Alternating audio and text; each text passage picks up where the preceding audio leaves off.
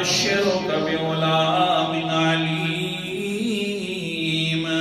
اے ابراہیم پیغمبر، ہم آپ کو ایک بہت بڑے اونچے شان والے بیٹی کی خوشخبری دینے کے لیے ہیں۔ اونچی شان اس کی یہ ہوگی کہ علیم، بہت بڑا عالم بھی ہوگا جی۔ آگے سے حضرت ابراہیم فرمانے لگے ابشرتمونی علی مسنی الکبر فبم تبشرون، مجھے جو خوشخبری دے رہے ہو میرے اوپر تو بڑھاپا طاری ہو گیا ہے، کیوں آخر خوشخبری دے رہے ہو؟ آگے سے کہنے لگے قالوا بشرناک بالحق فلا تکن من القانطین۔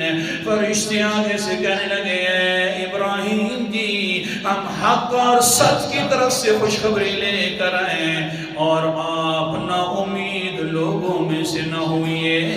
آگے سے حضرت ابراہیم فرماتے ہوئے اے فرشتوں کیا کہہ رہے ہو؟ میں اور نا امیدی کرنے لگ جاؤں، کیا کہتے ہو؟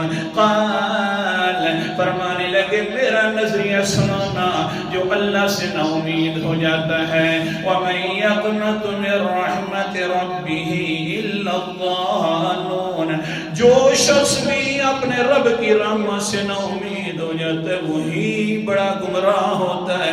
میرا تو نظریہ یہ ہے میں اپنے رب سے کبھی نا امید نہیں ہوا جی۔ یہ جو آج کل چکر لگ رہے ہیں غیر اللہ کے، طواف ہو رہی ہیں، دوسروں پر امید ہے نا۔ اللہ کے پیغمبر علیہ السلام کہہ دو نا امام الانبیاء بھی ہے تو امید کس پر ہے؟ اونچا بولو، امام الانبیاء بھی ہے تو امید ہے تو کس پر ہے؟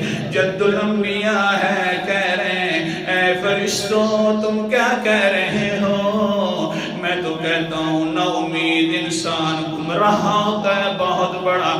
میں تو اللہ کا نبی ہوں، میں اپنے رب سے کبھی نا امید نہیں ہوا۔